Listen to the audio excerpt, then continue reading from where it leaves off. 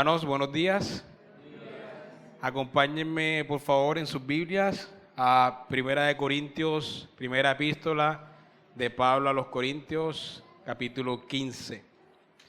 Primera epístola de Pablo a los Corintios, capítulo 15. Vamos a leer primero del versículo 1 al 4 y luego del versículo 51 al 58.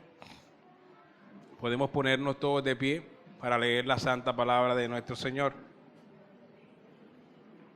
Primera Corintios 15, versículo 1.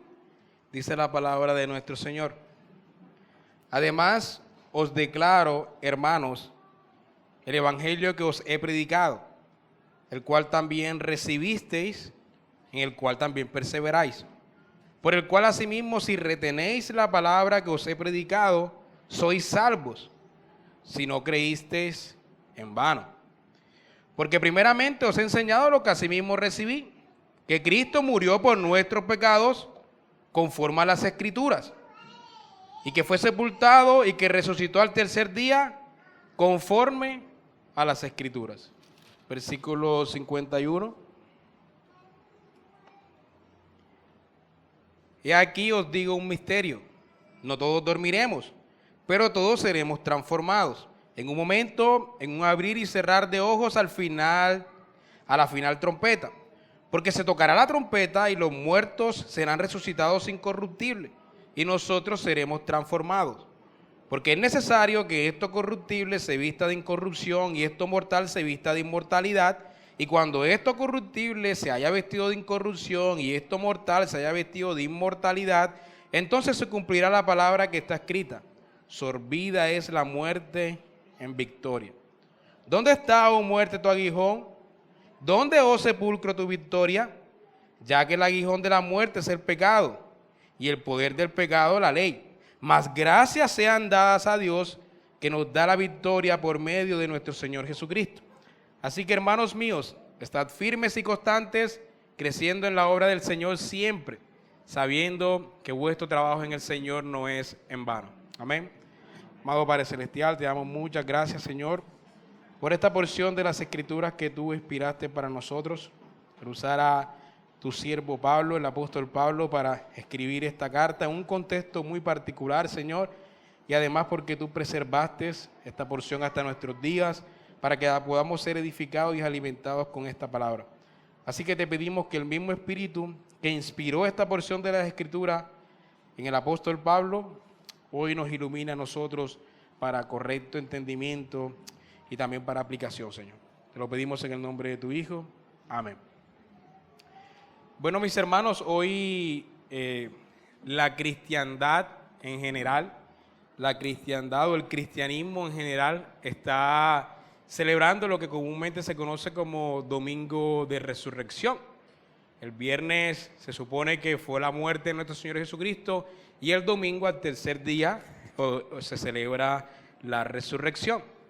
Este es un evento que todos los años celebramos o que la cristiandad celebra y que recuerda. Es un evento que ya damos por hecho que ocurrió, ¿sí? Y realmente fue un evento que ocurrió, fue un hecho que ocurrió. Un hombre se levantó de los muertos al tercer día. Hoy día hay muchas objeciones sobre los 3 días porque las personas dicen, bueno, si murió un viernes, el domingo no es el tercer día. De viernes a sábado un día y de sábado a domingo serían 2 días. Y Jesucristo resucitó antes de las 3 de la tarde que murió el domingo, así que en realidad fue un día y medio, ¿sí? Pero en realidad eso es extrapolar el concepto de día que tenemos nosotros hoy en el siglo XXI al concepto de día que tenían ellos en el pasado. Para nosotros un día ocurre después de 24 horas. Entonces, nuestro concepto de día, el viernes a las 3 de la tarde, el sábado a las 3 de la tarde era el primer día, domingo a las 3 de la tarde el segundo día y el lunes a las 3 de la tarde el tercer día. Es un concepto válido de día, pero no es el concepto que tenían los judíos de día. Los judíos veían el día como una parte del día. Cuando había una parte del día, eso era un día. No necesitaba cumplirse 24 horas. Así que la muerte del viernes era un día, el sábado el segundo día y el domingo era el tercer día. Así que no hay inconvenientes aquí. El punto es que el evento ocurrió. Un hombre se levantó de los muertos al tercer día. La tumba está vacía. La tumba fue encontrada vacía y está vacía hoy día. ¿Sí? Jesús realmente se levantó de los muertos. Ahora, este es un evento extraordinario, un evento increíble, un evento milagroso, aunque ya Jesucristo había levantado de los muertos a otros, como por ejemplo Lázaro, ¿sí? Y de hecho el apóstol Pedro también levantó de los muertos a alguien más. Y no sabemos si en la historia alguien más se ha levantado de los muertos, posiblemente sí. Pero el punto es que este evento, tan inusual y tan milagroso como es, no tiene ningún significado por sí mismo, a menos que entendamos qué significa que Él haya resucitado. Entonces, el evento en sí es un evento extraordinario, claro, pero ¿qué significa? Y eso es lo que me gustaría que estudiáramos en esta mañana. Y ese significado de qué significa es lo que el apóstol Pablo básicamente da la interpretación de qué significa la resurrección para nosotros, qué aplicación tiene, qué significado tiene, qué valor tiene para nosotros. Y gracias a Dios está esta porción inspirada de las Escrituras para hablarnos de ese significado. Entonces no vamos a hablar del hecho de la resurrección, el hecho ocurrió, sino más bien vamos a hablar de lo que significó. ¿Qué significó la resurrección para ellos y qué significa para nosotros hoy? Entonces, esta es una de las doctrinas más atacadas en nuestros días. Y no es la única atacada, ni la más atacada. Hay varias que son atacadas, la justificación, entre otras doctrinas, son atacadas todo el tiempo. Pero esta es una de las más atacadas. Y es una de las más atacadas porque es una doctrina central en el cristianismo. Es decir, el cristianismo se sostiene o cae sin la resurrección. Se sostiene con la resurrección y caería sin la resurrección. Y los incrédulos lo saben. Si los incrédulos atacan la resurrección y no hay resurrección, entonces no hay cristianismo realmente. Podría haber judaísmo, pero no habría cristianismo, ¿sí? Entonces, Lutero decía que la doctrina de la justificación era la doctrina que tenía de pie a la iglesia, o la iglesia se caía si se acababa la doctrina de la justificación. Sin embargo, podríamos usar las mismas palabras de Lutero para hablar de la resurrección, como estoy un poco incómodo con este micrófono hoy. Vamos a ver si aquí estoy mejor. Bueno, espero que sí. Entonces, podríamos usar las mismas palabras para decir que se puede aplicar esto a la resurrección. Sin resurrección no hay cristianismo. Podría seguir habiendo religión, podría seguir habiendo judaísmo, pero cristianismo no habría. Y por eso es una de las doctrinas más atacadas en nuestros días. Hoy día, por ejemplo, el naturalismo ateo, los naturalistas ateos la atacan mucho. Los naturalistas ateos son aquellos que dicen todo lo que ocurre en el universo ocurre de una manera natural, naturalista. Entonces, si hoy día vemos que los muertos no resucitan, eso es lo natural. Los muertos mueren y ahí quedan. No se levantan de los muertos, eso es lo natural. Y entonces ellos dicen, solamente ocurren los hechos naturales, no pueden ocurrir hechos sobrenaturales. Y realmente la resurrección es un hecho sobrenatural. Y como no ocurren hechos sobrenaturales en este mundo, entonces los muertos no pueden resucitar. Cristo no pudo haber resucitado. Debe haber alguna explicación científica o psicológica que nos explique por qué Jesucristo o por qué los discípulos creyeron que Él había resucitado. Entonces, una de las explicaciones más plausibles dentro de la academia naturalista ateo es que hubo una alucinación colectiva. Realmente no fue que Jesucristo resucitó, es que las personas alucinaron creyendo que lo habían visto resucitar. Pero espérate, Pablo dice que habían 500 hermanos a la vez. Bueno, 500 alucinaron colectivamente. Eso fue lo que ocurrió. O otros dicen posiblemente hubo un engaño, la tumba estuvo vacía porque el cuerpo fue secuestrado. Y de hecho Mateo dice que eso fue lo que ellos pensaron. El evangelista Mateo nos dice que ese fue el primer pensamiento que vino en ellos, que el cuerpo había sido robado, por tanto la tumba estaba vacía. Y por otra parte está el naturalismo religioso. El naturalismo religioso ha comprado el discurso del naturalismo ateo de que solamente ocurren hechos naturales en este mundo y no tenemos evidencia de hechos sobrenaturales porque hoy los muertos no resucitan, por tanto Cristo no pudo haber resucitado. Y entonces por una parte tenemos el liberalismo que dice, bueno, la resurrección más que un hecho real fue una metáfora de renovación espiritual, ¿sí? Fue un hecho simbólico, no es que realmente haya ocurrido. Fue una metáfora de que podemos ser nuevas criaturas, de que podemos vivir de nuevo y con la fe podemos encontrar sentido aunque ese hecho no haya ocurrido. Otros dicen que en realidad la resurrección fueron mitos que se agregaron a la leyenda de Jesucristo para hacer su leyenda más increíble. Pero realmente los primeros discípulos no creyeron eso, fueron los posteriores los que agregaron estas ideas de resurrección y de milagro y todas esas cosas para que la historia fuese más creíble. Esto es un ataque que recibe la resurrección de la academia, entre comillas. Y luego están unos más cercanos hacia nosotros, que se conocen como los preteristas totales. Los preteristas totales creen que la Biblia es la palabra de Dios y creen que realmente hubo resurrección. Pero para ellos la resurrección es un hecho espiritual. Es decir, nadie puede verla. Físicamente no se ve. La resurrección es que cuando un hombre muere, él resucita inmediatamente de forma espiritual, no en cuerpo físico, sino en un cuerpo espiritual. Así que esta es una interpretación, digamos, platónica de la resurrección. El cuerpo es malo, la materia es mala y por tanto lo espiritual es bueno. Así que la resurrección tiene que ser, como dice Pablo, en un cuerpo espiritual, no en un cuerpo de carne. Por supuesto, malinterpretando lo que significa un cuerpo espiritual en ese pasaje. Ahora, en el Nuevo Testamento, esas son las luchas que tenemos hoy día en la academia con el tema de la resurrección. Pero en el Nuevo Testamento también habían luchas similares. De hecho, una de las sectas del judaísmo, el judaísmo tenía varias sectas, los fariseos, los saduceos, los esenios, etc. Pero específicamente los saduceos eran hombres que no creían en la resurrección. Ellos, de hecho, se acercaron al Señor Jesucristo para tentarle o tenderle una trampa de la resurrección. Y el Señor Jesucristo les dice, Dios no es Dios de muertos, es Dios de vivos. Es el Dios de Abraham, de Isaac y de Jacob, ¿cierto?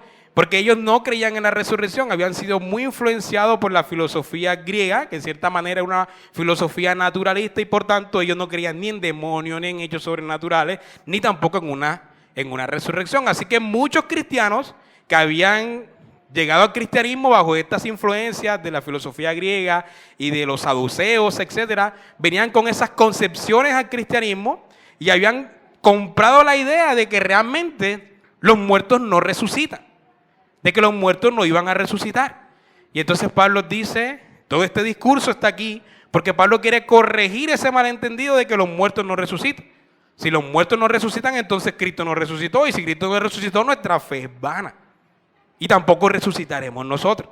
Y todo el discurso de Pablo está aquí en un sentido apologético, pero las preocupaciones de Pablo no son tanto como, cuando hablo de apologético, hablo de defensa de la fe. Así que está en un sentido de defensa de la fe aquí redactado esta porción del apóstol Pablo. Pero las preocupaciones del apóstol Pablo en este texto son más pastorales que académicas. Y veremos por qué. La resurrección era un tema central en la predicación apostólica. Era un tema vital para el apóstol Pablo. De hecho, tal vez ese era el impulso que lo llevaba a él a correr peligros por todas partes. Hoy día los apologistas usan la resurrección, la mayoría de los apologistas usan la resurrección como una prueba de que Jesucristo realmente es Dios. Si Cristo se levantó de los muertos, Él realmente es Dios, ¿cierto? Y yo estoy de acuerdo con ese argumento de la mayoría de los apologistas en nuestros días. Si Cristo se levantó de los muertos, aunque ya otros se habían levantado, pero los que se levantaron volvieron a morir. Pero Cristo se levantó para no morir más, fue levantado por Dios. Realmente significa que Él era Dios. Pero las preocupaciones de Pablo no son esas aquí. Cuando leemos todo 1 Corintios 15, él no está preocupado por demostrar que Jesucristo es Dios porque se levantó de los muertos. Sus preocupaciones son otras. Los incrédulos, cuando los apologistas dicen, si Cristo se levantó de los muertos, significa que es Dios. Muchos incrédulos pueden decir, bueno, suponiendo que Jesucristo realmente se levantó de los muertos, dando por sentado ese hecho, eso no probaría que Él es Dios, probaría que un hecho inusual ocurrió. Por ejemplo, Sam Harris, uno de los ateos más famosos, dice eso. Si en caso tal de que concediéramos que la resurrección ocurrió, en realidad estaríamos hablando de un hecho muy inusual, un hecho increíble, pero eso no significaría que este hombre realmente es Dios. Eso no probaría que Jesús es Dios. Un evento inusual ha tenido lugar. Y aunque los apologistas tienen razón de que la resurrección prueba que Jesús es Dios, las preocupaciones del apóstol al argumentar sobre la resurrección eran muy diferentes. Para él, no solo es que hubo resurrección, realmente hubo resurrección como un evento extraordinario, pero el punto es que hay un contexto que le da sentido a la resurrección. Sin ese contexto, la resurrección es un hecho aislado, un hecho bruto, un hecho sin ningún significado. Pero hay un contexto que le da sentido, que hace que la resurrección tenga un valor para nosotros. Y es lo que dice él en los primeros versículos. Dice, versículo 3, porque primeramente os he enseñado lo que asimismo recibí. Y estas son palabras que nos recuerdan a la Santa Cena, ¿no? Porque primero os he enseñado lo que asimismo recibí, que Cristo murió por nuestros pecados conforme a las Escrituras, y que fue sepultado y resucitado al tercer día conforme a las Escrituras. Son las Escrituras del Antiguo Testamento las que le dan un sentido al hecho de la resurrección del Señor Jesucristo. Lo que dice él primero es que Él murió por nuestros pecados. Ese es el primer significado que tiene la resurrección en la mente del apóstol Pablo según nuestro pasaje. El pecado ha sido introducido en la creación cuando Adán y Eva cayeron en pecado, ¿cierto? Los primeros capítulos de Génesis vemos a una humanidad creada sin pecado y por tanto sin muerte, porque Pablo nos dice en Romanos que la paga del pecado es la muerte, y si no habían pecado no iban a morir. Tenían una inmortalidad, por así decirla, inherente en su condición de criaturas creadas, en perfección de criatura. Sin embargo, cuando ellos desobedecieron lo que el Señor les había dicho, el día que comieres de este árbol ciertamente morirás, y ellos hicieron eso, ciertamente murieron. Entonces el pecado trajo como consecuencia la muerte. Y estos son los dos grandes enemigos de la humanidad para Pablo. Sin meter al diablo, porque en este pasaje no está metiendo al diablo, pero en este pasaje los dos grandes enemigos de Pablo para la humanidad son primero el pecado y segundo la muerte. El pecado que trae como consecuencia la muerte. Son los dos grandes enemigos. Pero Pablo dice, Cristo murió por nuestros pecados, conforme a las Escrituras. Y si vamos por el Antiguo Testamento, hay muchas alusiones de que alguien vendría a morir por nuestros pecados. Iniciando por el Cordero Pascual, o el Cordero que era sacrificado todos los años en la celebración de la Pascua. Ese Cordero, sobre ese Cordero el sacerdote escribía los pecados del pueblo, y se suponía que ese Cordero cargaba con los pecados del pueblo y luego moría. Y cuando Juan el Bautista ve al Señor Jesucristo, dice, he aquí el Cordero de Dios que quita el pecado del mundo. Es decir, hay una conexión entre ese Cordero del Antiguo Testamento que moría por los pecados del pueblo y el Señor Jesucristo que va a morir por los pecados del pueblo. Habría muchas conexiones que podríamos conseguir en el Antiguo Testamento, por lo cual Pablo está diciendo, murió conforme a las Escrituras. Pero luego dice, resucitó conforme a las Escrituras. Y esto es lo que le da sentido a la resurrección. No es que este hombre solamente ha resucitado, es que este hombre ha resucitado conforme a lo que estaba profetizado de él. Y hay muchos pasajes del Antiguo Testamento, bueno, en realidad no son muchos, son unos cuantos, pero esos cuantos son suficientes para establecer la relación que Pablo está haciendo aquí, comenzando desde Enoc. Enoc lo vemos en Génesis 5, un hombre que se nos menciona muy ligeramente, pero se dice que este hombre no conoció la muerte porque caminó obedientemente con Dios. Y el punto en ese contexto es que todos los hombres estaban muriendo menos este, lo cual había una esperanza para el hombre obediente que camina con Dios, que no conocería la muerte. No fue traspuesto sin conocer la muerte. Lo mismo que ocurriría siglos después con Elías, como veremos en nuestro próximo sermón sobre Elías. Él tampoco conoció la muerte, solamente hay dos personajes en el Antiguo Testamento de los cuales se dicen que no conocieron la muerte, Enoc y Elías. Elías fue traspuesto, no conoció la muerte, y aquí hay un mensaje implícito de que si hay hombres que no conocen la muerte es porque hay una idea de vida eterna. Es porque hay una idea de que en algún momento no todos morimos, o sea, en algún momento no debemos morir, ¿cierto? En algún momento debemos levantarnos de la muerte, porque estos hombres no conocieron la muerte, y si no conocieron la muerte es porque hay un lugar donde ellos pueden estar vivos sin conocer la muerte. Y entonces también tenemos a Job, uno de los pasajes más conocidos del Antiguo Testamento, en el capítulo 19, versículo 25-27. Job, en un discurso con aquellos con los que estaba debatiendo en ese momento, dijo: yo sé que mi Redentor vive y que al final se levantará del polvo. Y uno no sabe qué tan consciente estaba Job de lo que estaba diciendo, pero él estaba aquí anunciando la resurrección. Y Daniel capítulo 12, versículo 2, es el pasaje más claro que tenemos de la resurrección en el Antiguo Testamento. Usted puede tomar la referencia y verlo en su casa. Daniel capítulo 12, versículo 2 nos habla claramente de una resurrección de los muertos al final de los días. Pero tal vez el pasaje más diciente de la resurrección es justamente el mismo pasaje que hemos usado para hablar de la muerte en el pecado. Cuando el sacerdote tomaba un cordero y colocaban los nombres del pueblo, de los pecados del pueblo en el cordero, y el cordero simbólicamente moría cargando con los pecados del pueblo, resulta que no había un solo cordero, habían dos corderos en realidad.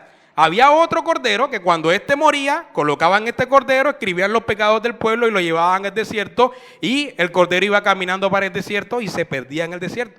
Y la idea es que este cordero cargaba los pecados y los pecados eran olvidados, se llevaba los pecados. Pero aquí está implícita la idea de la resurrección: un cordero que muere y otro que carga con los pecados, otro que vive y los lleva sobre sí. Aquí está implícita la idea de la resurrección. Así que los testigos de la resurrección no entendieron este hecho como un evento únicamente inusual o como un evento extraordinario, por muy extraordinario que haya sido el evento.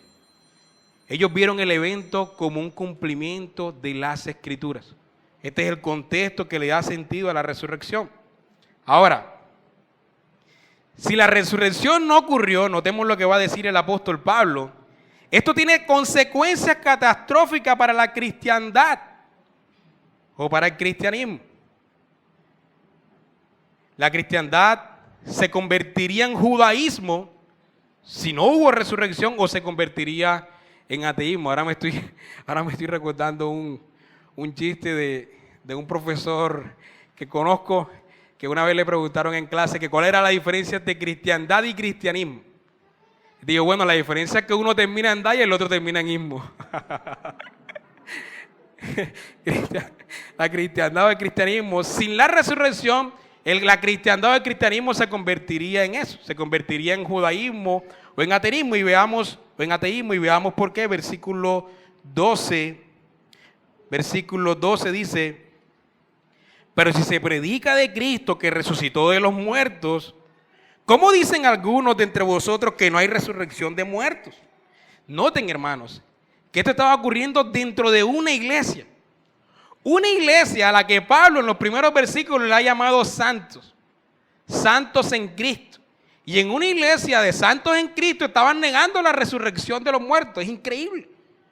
Increíble cómo esta iglesia de Corinto estaba tan apartada del Señor, pero si la iglesia de Corinto estaba así y fue restaurada, es decir, hay esperanza para cada iglesia que esté desviada. Vamos a entender. Estaban negando una doctrina fundamental del cristianismo. ¿Cómo dicen algunos entre vosotros que no hay resurrección de muertos? Porque si no hay resurrección de muertos, entonces Cristo tampoco resucitó. Y si Cristo no resucitó, vana es nuestra predicación. Hermanos, lo primero que Pablo dice aquí es que si no hay resurrección, la predicación que nosotros damos domingo tras domingo no tiene ningún sentido. Estamos realmente aquí entreteniéndonos los unos a los otros, estamos perdiendo el tiempo. Si Cristo no resucitó, todo lo que nosotros predicamos es basura. Sería basura todo lo que predicáramos.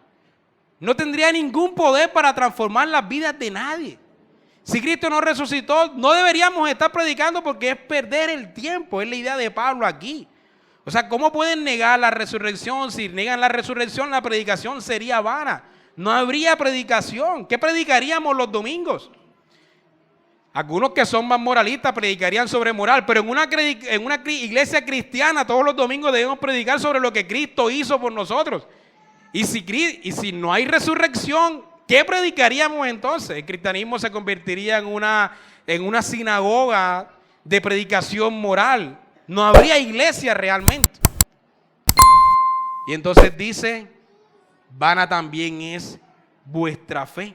En el versículo 17 repite lo mismo. Y si Cristo no resucitó, vuestra fe es vana. Hermanos, si Cristo no resucitó, no solamente la predicación no tiene sentido, sino que la fe que hemos manifestado tal vez desde infancia es falsa. Es una fe en el vacío. Es una fe en creer en una mentira. Es una fe falsa.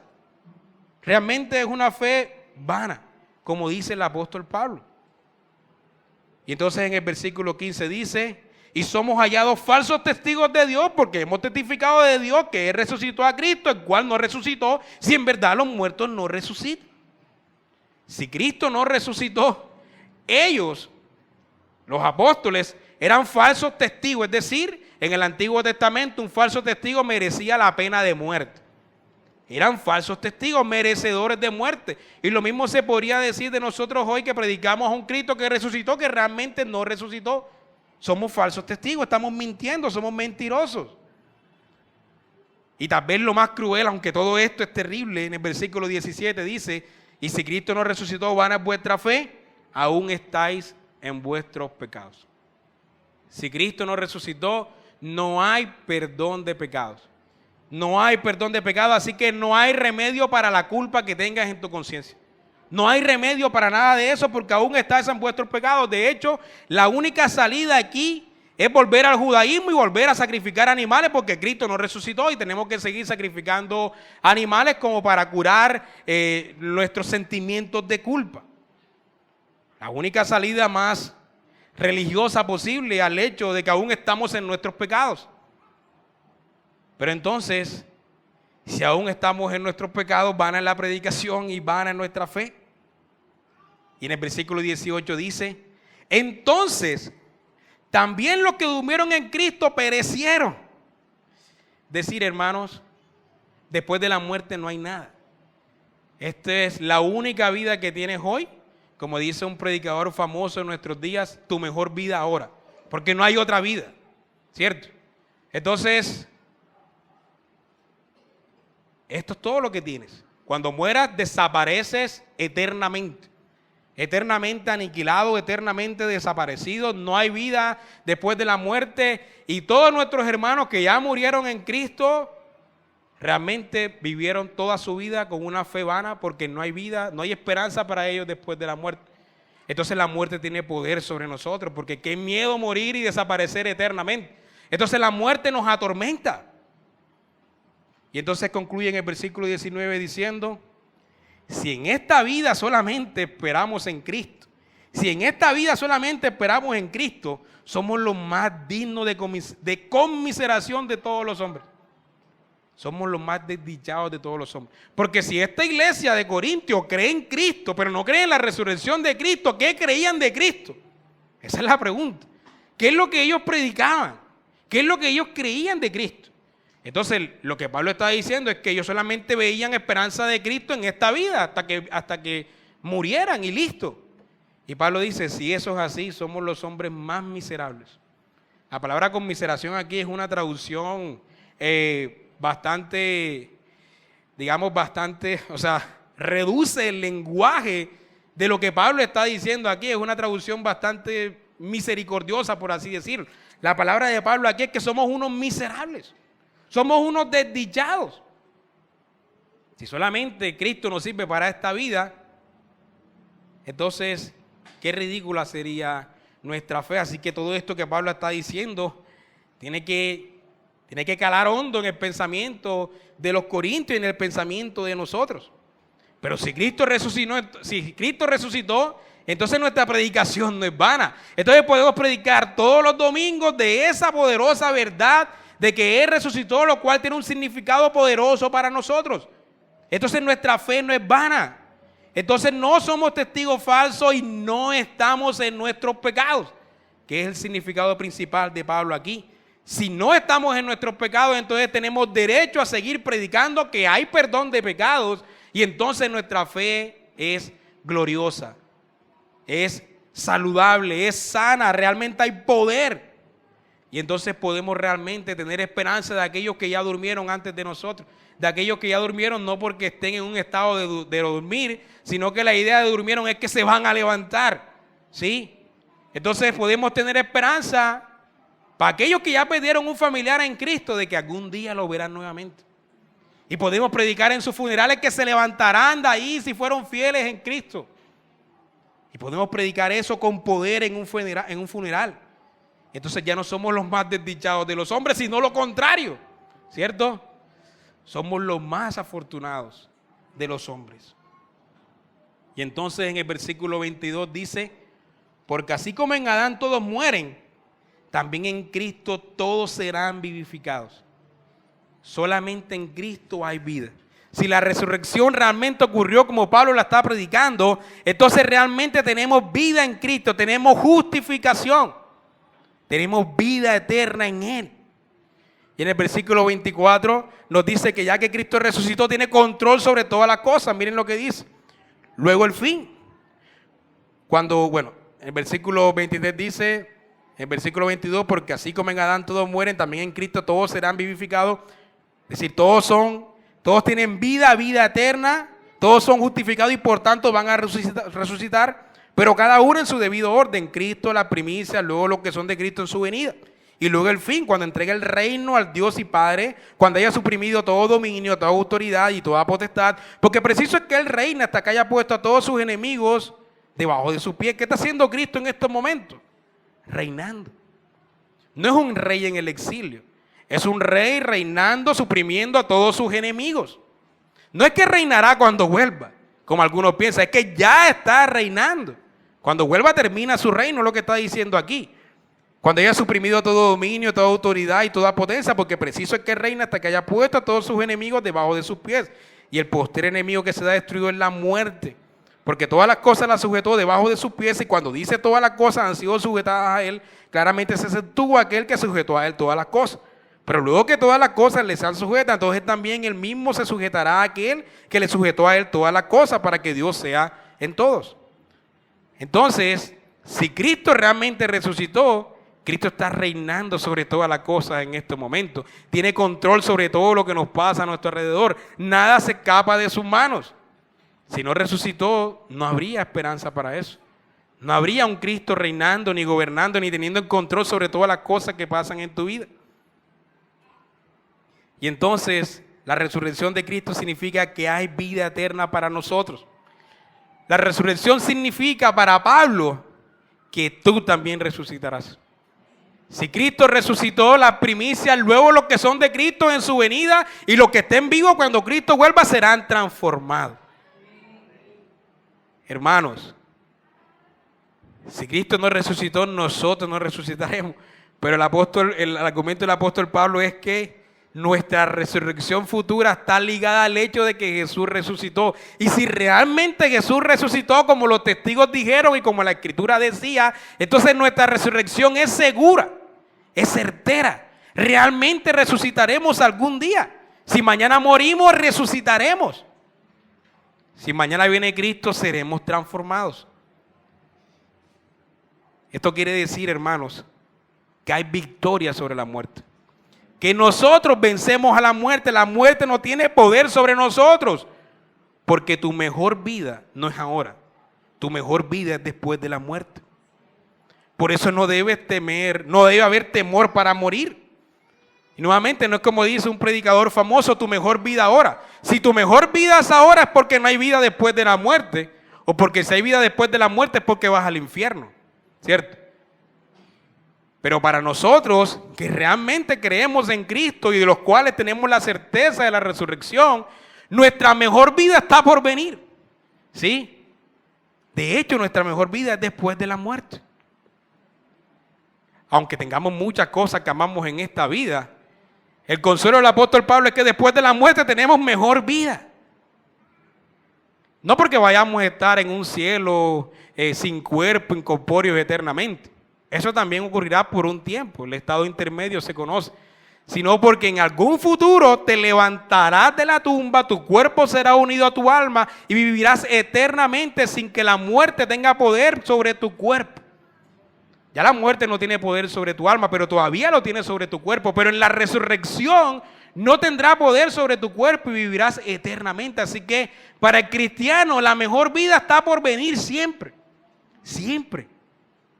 Y eso nos conduce a cómo debemos vivir. Cómo debemos vivir hoy bajo esta verdad. Y ahí es donde apunta el apóstol Pablo.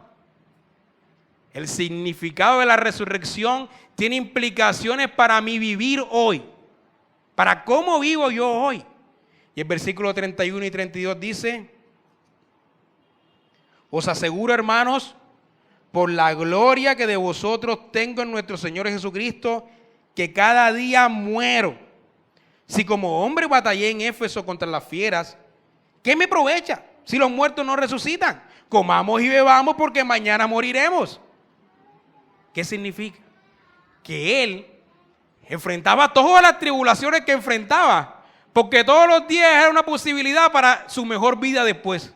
Es decir, cuando él estaba con las fieras batallando en Efesios, aunque había cierto temor en él seguramente por su pecado, Pablo sabía que si en ese momento moría, su mejor vida vendría. Y por eso dice en Filipenses: tengo el deseo de partir y estar con Cristo. Tenemos ese deseo, lo cual es mucho mejor. Pero todavía tengo que quedarme con ustedes, ¿cierto? La mente de Pablo estaba en lo eterno. Su vida la interpretaba a la luz de estas categorías. Así que no tenía miedo a que lo encarcelaran o al naufragio o a cualquier cosa que le pasaba, porque lo máximo que le podía pasar o lo peor que le podía pasar era la muerte. Y eso era ganancia para él. Eso era ganancia para él.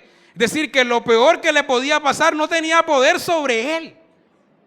Entonces este hombre vivía de una manera diferente.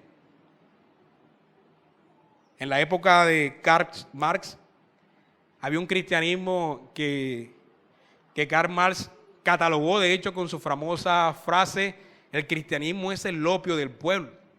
Y el opio es una droga, ¿cierto? Entonces, la idea de Marx es que el cristianismo droga a las personas de una manera que se desentienden del mundo y viven en otro lugar.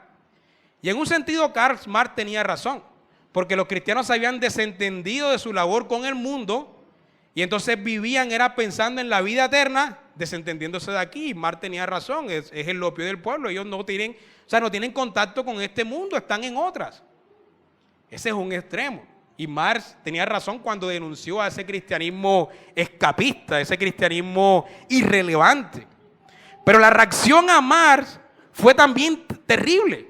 La reacción a Marx fue un cristianismo terrenal, enfocado únicamente en las cuestiones terrenales, pero olvidándose totalmente de lo eterno. Es decir, un cristianismo que no era cristianismo. Un cristianismo enfocado únicamente en las cosas del aquí y del ahora, pero sin la vista en lo porvenir.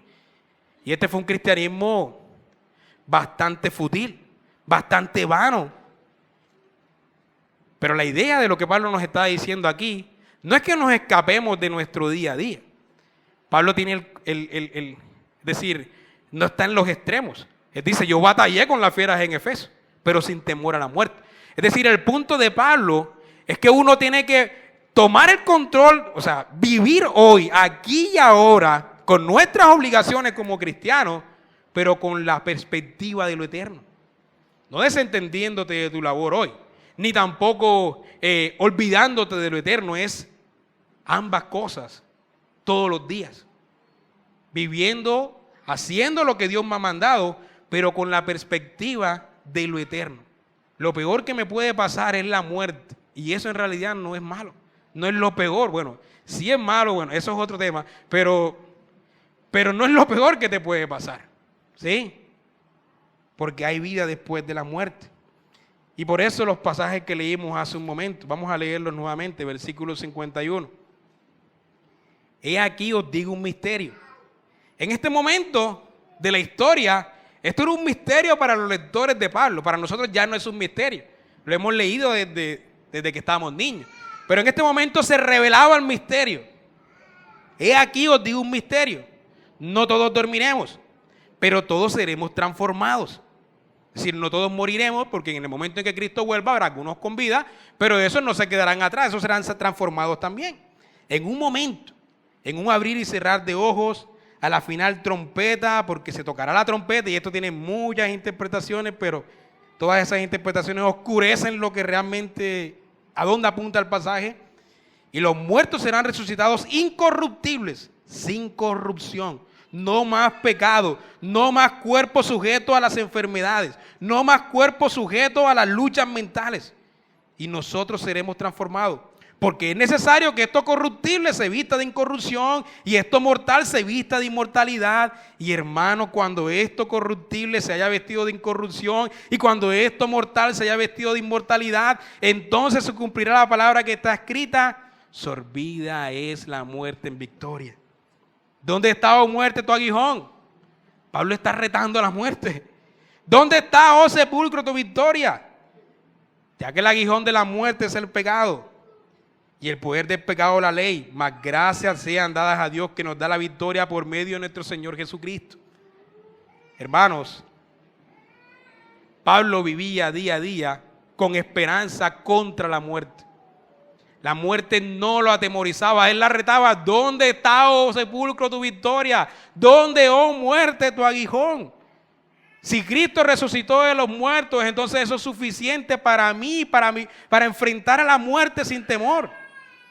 Esto le daba seguridad contra el pecado. Si Cristo resucitó, hermano, ya no estás en pecado. ¿Qué significa esto? Que ya no hay más condenación para ti. No debe haber sentimientos de culpa para ti, porque no estás en pecado. Cristo resucitó para eso. Los sentimientos de culpa no pueden estar en nuestra mente. Y no pueden estar en nuestra mente porque ya no estás en pecado, ya no estás en condenación. Ahora estás en Cristo. Y si no hay pecado, no hay muerte. Es decir, los dos grandes enemigos ya han sido vencidos. El pecado en Cristo y la muerte en Cristo. Y nosotros las vencemos en Cristo. Vencemos tanto el pecado, tanto a la muerte en Cristo. Los dos grandes enemigos que atemorizaban a los creyentes del Antiguo Testamento ya no van a atemorizar a los creyentes del Nuevo Testamento. Ese es el misterio que Pablo está revelando aquí. Lo que atemorizaba a nuestros santos padres ya no nos atemoriza a nosotros, porque no hay poder del pecado, no hay poder de la muerte. Entonces, mi hermano, en tu enfermedad recuerda esto. En tu enfermedad recuerda que aunque la enfermedad sea grave, tengas lo que tenga, no deberías estar afanado, ansioso de más. Porque ¿qué es lo peor que te puede pasar? Morir. Pero eso realmente no es lo peor. Eso realmente es la entrada a tu mejor vida. Así que, ¿por qué le tienes miedo a tu enfermedad? Aunque te aferres a las cosas de esta vida, tu mejor vida está por venir. No debe haber miedo a la muerte, debes vivir en la enfermedad con la fe de que ese no es tu final. No es el final de tu vida. No debe haber temor a las injusticias. Puede que padezcamos injusticia en esta vida por muchos años, pero ese no es tu final. Ese no es el final. Tú decides cómo vives en medio de las injusticias. Si vives con la perspectiva de lo eterno o si eliminas la perspectiva de lo eterno en medio de esas injusticias. Entonces, mi hermano, no hay temor en la muerte de amigos y de familiares que murieron en Cristo. El dolor va a quedar porque el vacío temporal va a estar. Cuando perdemos un familiar en Cristo, hermanos, ese vacío queda. No hay quien reemplace. O sea, las personas no son reemplazables. No es como algo que se daña en la casa, se daña la pluma y compras otra y la ponen. O sea, eso no ocurre. Las personas dejan un vacío, está el dolor de ese vacío, por supuesto. Pablo no niega esa realidad. Pero Pablo te lo pone en perspectiva. Hay una vida mejor. Ese no es el final. Puedes tener la certeza de que ese amigo en Cristo, nuestros hermanos que ya partieron en Cristo en nuestra iglesia, hermano Carlos Preter, la hermana Lesit, la hermana Claudia, ¿cierto? Debemos tener la certeza de que ellos se levantarán en Cristo. Así que no hay poder a la muerte. Hermano, recuerda esto también en tus ansiedades, en tus temores, en tus depresiones, en tus luchas mentales. La ansiedad y los temores muchas veces llegan porque tenemos miedo a morir. Ay, si me da un derrame cerebral. Ay, si me da un paro cardíaco. Ay, si me da no sé qué cosa. Tienes que perderle temor a eso. Porque ¿qué es lo peor que te puede pasar? ¿Qué es lo peor que te puede pasar en tus luchas mentales? Recuerda eso en tus luchas mentales. Yo hace muchos años vivía con ese temor todo el tiempo. Gracias, mi hermana. Hace muchos años vivía con ese temor todo el tiempo. Ay, si me dolía la cabeza, me iba a dar un derrame cerebral. Si me dolía el brazo, me iba a dar un paro cardíaco. Si me dolía no sé qué cosa, buscaba en Google y lo primero que Google te dice es un cáncer. Y vivía todo el tiempo con el temor a la muerte. Mira, hasta que no aprendas a perder ese temor a la muerte, vas a vivir siempre en ansiedades y temor. Eso no tiene por qué vencerte. Uno puede pensar, bueno, si me muero, si le pierdes temor a la muerte, dice, bueno, pero es que no es tanto que le tenga yo temor a morirme, pero ¿qué pasa con mis familiares? ¿Quién va a sostener a mi esposa? ¿Quién va a sostener a mis hijos? Tú no tienes control sobre esas cosas. Tú no tienes control sobre esas cosas, no te puedes afanar por aquello que es una hipótesis, por aquello que tú no tienes el control, tú no eres Dios. Pero te tengo una noticia, Dios ama más a tu esposa y a tus hijos que tú. Así que no debe haber temor en nosotros a las ansiedades, en ansiedades, estos temores, estas depresiones, no debe haber temor porque lo peor que nos puede pasar no es malo en la vista del apóstol Pablo, es tu entrada a tu mejor vida. Y eso te da victoria contra el miedo a la muerte. Y eso es lo que realmente necesitas en tus luchas mentales. Y eso es lo que realmente necesitas cuando crees que te va a dar un derrame cerebral. ¿Qué es lo peor que me puede pasar? ¿Cierto? Claro, yo no estoy diciendo que seas negligente. Si tienes algún dolor, busca médico, hazte exámenes. Pero no hagas esos exámenes con temor a la muerte porque no debe haber temor a la muerte en nosotros. Es lo que Pablo nos está enseñando, es lo que significa la resurrección para nosotros hoy. Así que la resurrección no solamente es un hecho que ocurrió inusual, extraordinario, hace 2000 años, es un evento poderoso, extraordinario. Pero lo más increíble de la resurrección es lo que significa para nosotros. No hay temor a la muerte cuando estés en medio de la ansiedad o de la oscuridad mental, cuando sientas que no hay salida, que siempre será así. Cuando te sientas así, hermano, recuerda que la resurrección te enseña que después del viernes de dolor, viene el domingo de victoria. Cuando sientas que todo está perdido, recuerda que el mismo Dios que se levantó de la tumba puede transformar tu mente en un lugar de paz con el consuelo de que tú también resucitarás. No estás atrapado para siempre. Antes de resucitar, Jesús pasó también por eso. Pasó por abandono, pasó por miedo, pasó por angustia. Allí en Getsemaní incluso se dice que sudó sangre. Así que imagínate el estrés que este hombre Dios pasó en ese momento. Así que eso significa que Él no te ve de lejos en tus luchas, sino que Él la entiende porque Él pasó por ahí y ya Él la venció. Así que puedes acudir con confianza a Él en oración. ¿Puede un cristiano pasar por estas situaciones tan angustiantes, por estas ansiedades, estas depresiones? Sí, el Señor mismo pasó por ellas antes de ir a la cruz. Y Él venció sobre ellas para que tú venzas en Él. Jesucristo resucitado prometió estar contigo todos los días. Así que en medio del pánico, en medio del vacío, los pensamientos oscuros, Él no te está abandonando. En medio de un ataque de ansiedad o de tristeza, puedes repetir en voz baja: Jesús está vivo, no estoy solo. Él está aquí conmigo. Y nuevamente, ¿qué es lo peor que te puede pasar? Morir. La muerte no es el final. Cuando todo parece oscuro, la resurrección es una promesa de que lo mejor aún está por venir. Vencer el miedo a la muerte entonces te librará de ansiedades, de temores e incluso de depresiones. Así que no hay por qué temer. Y por eso Pablo termina diciendo, versículo 58, así que hermanos míos amados, a pesar de esta ignorancia que ustedes están abrazando, les llama amados hermanos míos, les habla con ternura y les dice: estad firmes y constantes, creciendo en la obra del Señor siempre, sabiendo que vuestro trabajo en el Señor no es en vano. Así que noten que Pablo no está diciendo esto para crear en ellos un pensamiento escapista. Desentiéndanse del mundo y esperen su muerte. No, sabiendo que vuestro trabajo en el Señor no es ¿qué? No es en vano. Pueden trabajar hoy, háganlo. Sirvan al Señor hoy, pero recuerden que nuestro trabajo no es en vano, porque tenemos la perspectiva en lo eterno. Así que cuando enfrentes la tentación o el miedo, recuerda que Cristo ya venció y te ha dado poder para resistir y triunfar. En el trabajo, en el hogar o en el servicio, recuerda que cada esfuerzo tiene un impacto eterno porque tu esperanza ya está asegurada en Cristo. Cuando enfrentes pruebas, recuerda que estas son ligeras y momentáneas comparadas con la gloria que será revelada. Momentáneas las pruebas. En tus decisiones, vive como alguien que pertenece a un reino eterno. Invierte en lo que tiene valor eterno, relaciones, el evangelio, la comunión con Dios. Ora por oportunidades para hablar de la resurrección y comparte tu esperanza con valentía, sabiendo que el Espíritu Santo obra en ti y en los que te escuchan.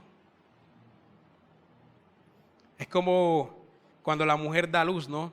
Yo he pasado por ese proceso 3 veces y el día de dar a luz es un día terrible, hermanos. Mi esposa siempre dice, ya no puedo más. No puedo más. Y realmente yo creo que no va a poder más. En ese momento, realmente creo que no va a poder, pero yo recuerdo, mira, este dolor es terrible, pero cuando venga el niño, vamos a estar gozosos y el dolor va a pasar a segundo plano. O sea, nos vamos a olvidar de ese dolor enseguida, porque estaremos contentos con esta criatura que ha nacido. Eso es lo que Pablo nos está diciendo aquí. Hermanos, el dolor es momentáneo, pero después viene la luz. Después viene la criatura que nace, ¿no? Eso es lo que él nos está diciendo. Así que la resurrección no es solo un evento del pasado, algo que ocurrió hace 2000 años que recordamos hoy, y no es un evento del futuro que nos recuerda que algún día nos levantaremos de los muertos. Gloria a Dios por esas dos verdades, pero la resurrección es una realidad que transforma cómo vivimos hoy, porque nos da seguridad, nos da propósito, nos da esperanza y nos da una identidad verdadera y un ánimo para compartir el evangelio de Cristo y vivir en este mundo sabiendo que nuestro trabajo en el Señor no es en vano. Eso es lo que significa la resurrección para el apóstol Pablo. No es solamente el evento de la resurrección. El evento de la resurrección sin este significado no significa nada para nosotros. Por eso el esfuerzo del apóstol Pablo no está en probar la resurrección en sí, sino en señalar lo que significa para ti, lo que significa para mí. Amén. Gracias, Señor, por tu palabra. Aplícala a nuestras vidas. Te lo pedimos en el nombre de tu Hijo. Amén.